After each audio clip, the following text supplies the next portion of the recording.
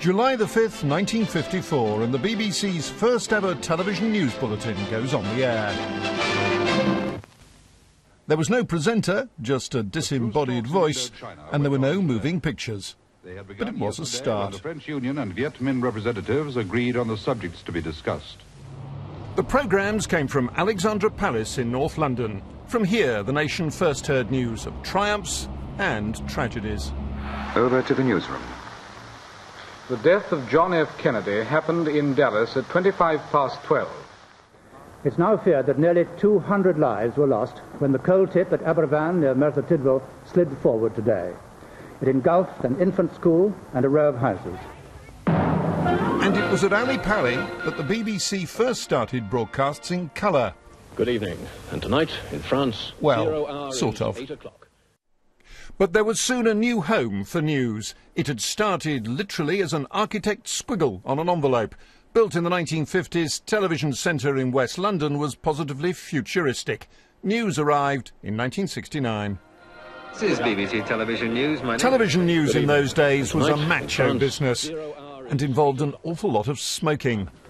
I would have thought there might have been some point in having him explain this. There were some women. One became a star. About a car connected with an alleged bomb plot. Revisiting the old studios, she remembered what an exciting place it had been to work. What do you think of it, Angela? Television studios that are empty look so sad, don't they? With all these pipes, they look like a sort of decommissioned power station, don't they? Because when I was here, everybody was working on typewriters, so there was a noise. There were banks of televisions everywhere where the material was coming in on film from people who were foreign correspondents working abroad. And there was such a buzz about the place. It was, I think, every news man or woman's dream to come and work at Television Centre in television news at that time. The original news studios at Television Centre are still here. Reminders of a time when there was a lot less news, just 2 or 3 programmes a day, and it was technologically a lot simpler. But they're a shadow of their former selves. And the second studio, just across the way, well, that's been turned into a storeroom for old furniture. 3, 2, 1, go out. From these studios and their successors, the BBC covered history as it happened.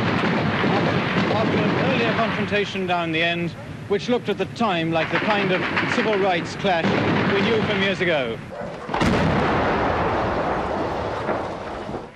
I'm not allowed to say how many planes joined the raid, but I counted them all out, and I counted them all back. Dawn, and as the sun breaks through the piercing chill of night on the plain outside Coram, it lights up a biblical famine, now in the 20th century. 15 years ago, new high-tech news studios opened at Television Centre. By now, news was broadcasting 24 hours a day. Terrorists attacked the heart of America with catastrophic loss of life. Bankruptcies, bailouts and trading bans triggered the most tumultuous week on world markets in living memory. This summer has created so many heroes, although some stand out more than others. Reporters risked their lives.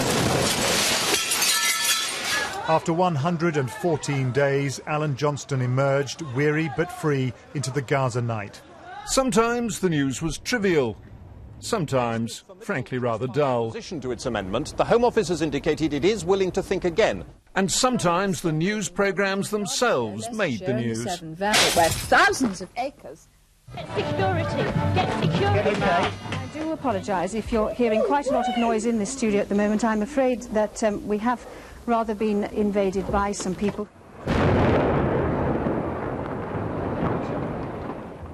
Television Centre was even bombed by the IRA. Title sequences have come and gone along with generations of presenters, reporters and off-screen staff. Now, television news is joining radio and the World Service in a new home in central London. Nick Hyam, BBC News, for the last time at Television Centre.